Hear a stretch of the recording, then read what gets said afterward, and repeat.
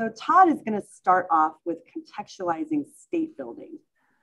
So we're going to talk about absolutism and how, you think about what's going on is that the church has been the authority. And so now it's like monarchs are trying to wrestle back some of that authority, political authority throughout Europe. So in the context of war and economic depression, these monarchs began to make new demands on their people. France, Spain, Central Europe, Russia attempt to centralize authority through these monarchs. Whereas now England and the Dutch Republic, they utilize more constitutional governments to move their societies forward. So when we talk about constitutionalism, when Katie talks about that, you're going to see it's a little bit different. So both absolutist and constitutional governments face these similar obstacles. How do we centralize authority to achieving their goals?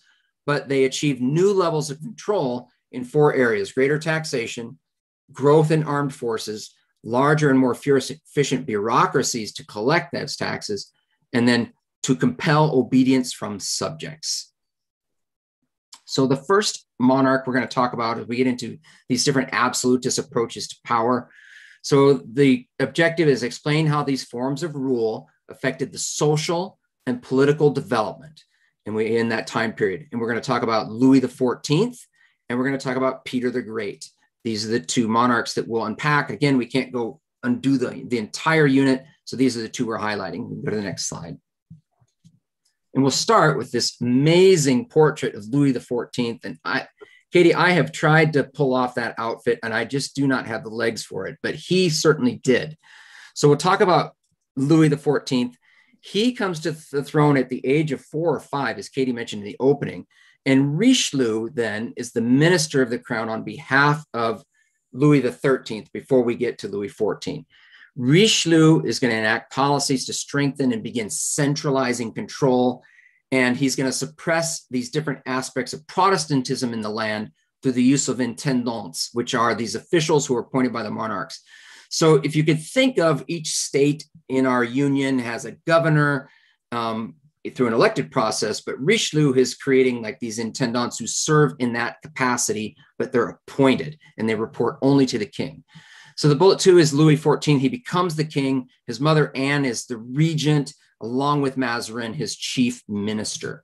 And so they continue Richelieu's centralizing policies, but his desire to increase royal revenues will lead to a series of rebellions known as the Fronde, because to increase revenues really is just language for we're going to tax people so we have money coming in.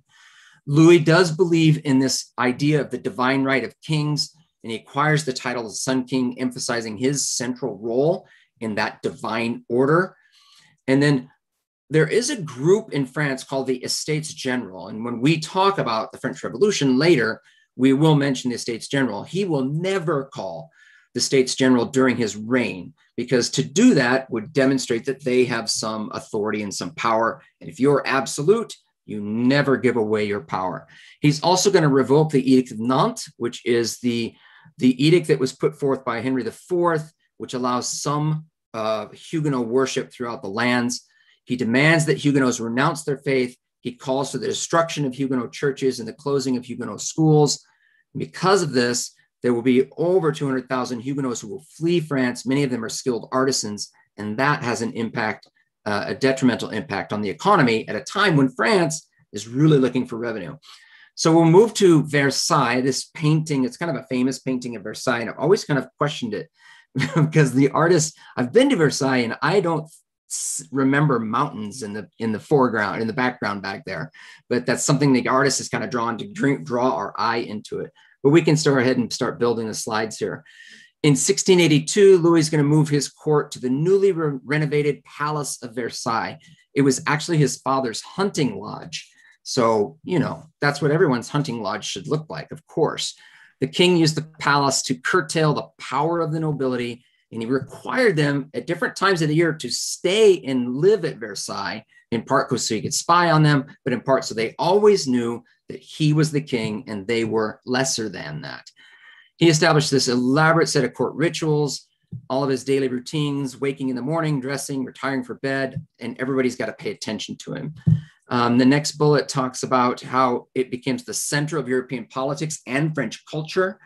French will place Latin as the language of scholarship and learning. It's the language of diplomacy. It was common to hear French language spoken in the the courts of other countries. Actually, it becomes that kind of central to what Europe is doing. France's economy flourishes in part because the Minister of Finance at this time is Jean-Baptiste Colbert. He believes that the economy should serve the state, and we have this economic idea of mercantilism, where we're going to capture everything we can to serve the state and the state's ends. Our next absolutist monarch is Peter the Great.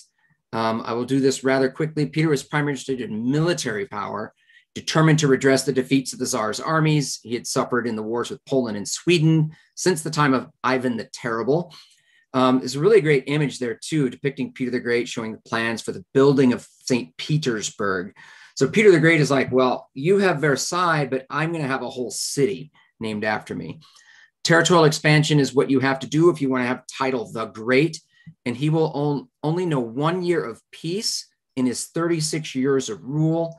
But all of that war making and territorial expansion really eats into the state's revenues. 80 to 85% of revenue coming into the state was feeding the war machine that he kept putting forward to try and expand territory.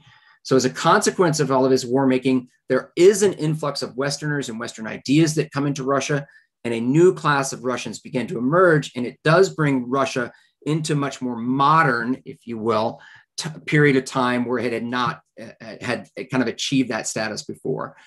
His reforms include a more army and a state that was introduced to Western civilization. He's going to pave the way to move Russia closer to the European mainstream during the Enlightenment, when the reign of Catherine the Great takes over. Okay, so now we're going to shift over to England. And pretty much I'm going to touch on, but not go into depth, because as Todd said, we can't cover everything. The learning objective and the historical developments that you see. So we're going to talk a little bit about the causes and consequences.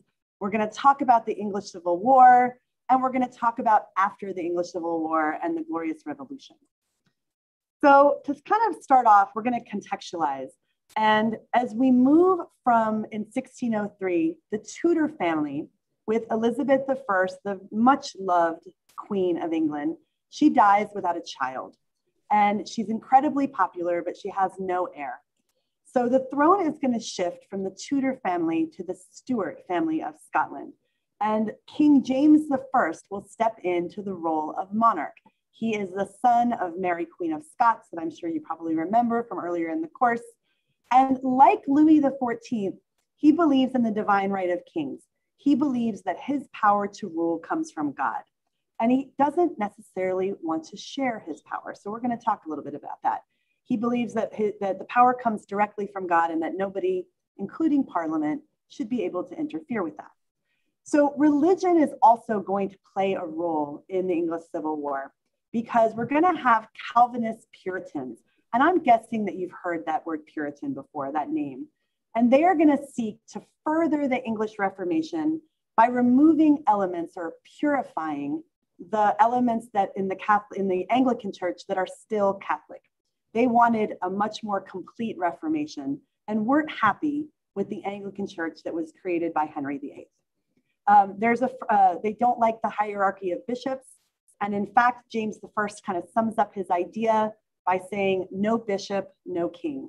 And by that, he means that the enforcement of the bishop's authority in religion was really important for staying in power. He thought if someone didn't respect authority in church, they weren't going to respect his authority. So both James I and his son, Charles I, had really big problems with Parliament. And so I want you to see this as we are actually contextualizing the English Civil War. We are looking at the problems that are provoked by these two kings that are going to provoke the Civil War to happen in England. So Parliament held the power to tax. And that's really important, because neither James nor Charles wanted the Parliament to have that power, but that's something the Tudors had pretty well established. Charles avoided hearing grievances by simply refusing to call Parliament, and he didn't from 1629 to 1640. During this time, he did a little creative fundraising. There was a tax that was already on the books. It was called ship money, and it was for coastal cities in England to provide ships during time of war for defense. So he levied this ship money during peacetime. And then he extended it not only to the counties that were on the coast, but to inland counties.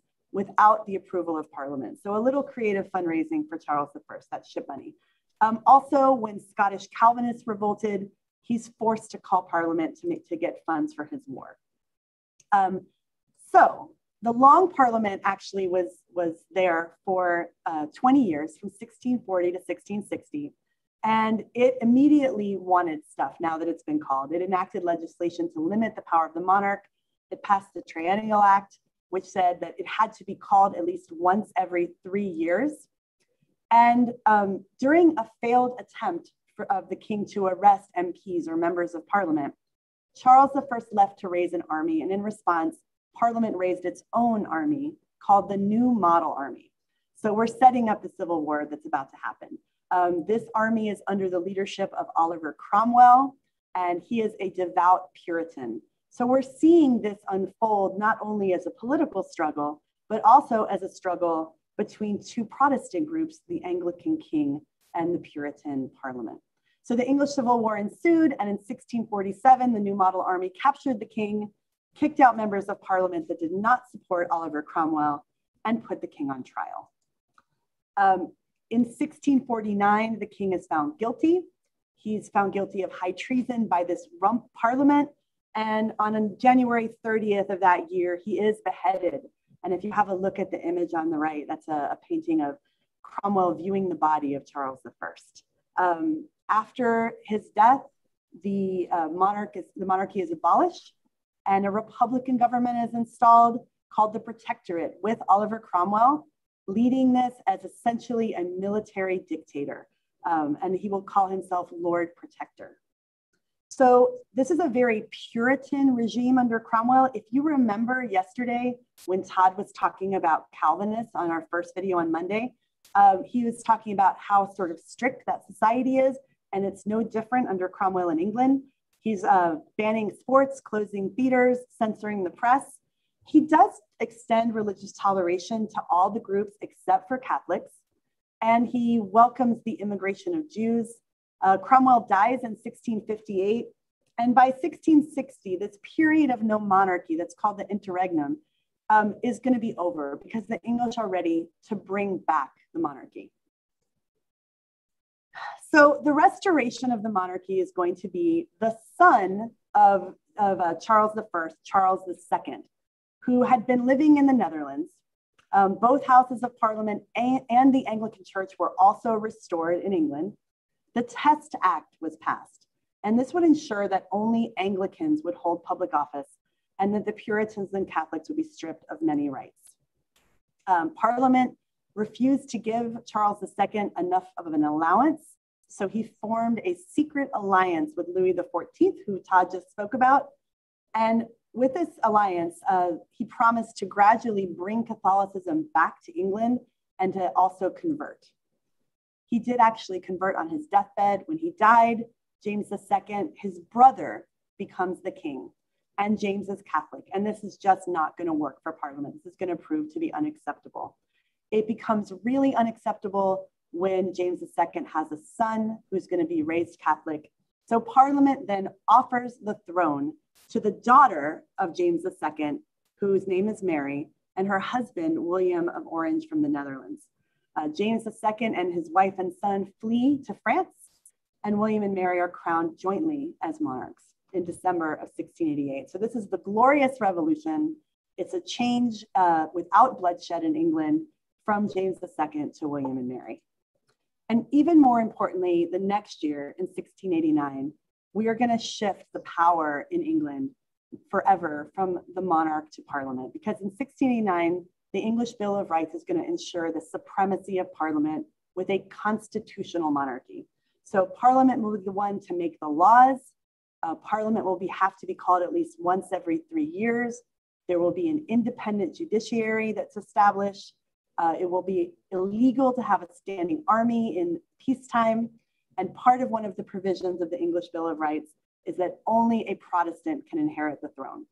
So this is a really important part of the English Civil War and the Glorious Revolution, because we now have constitutionalism that is going to have the supremacy in a body that's ruled by the people. So that's a huge shift. All right, so let's review.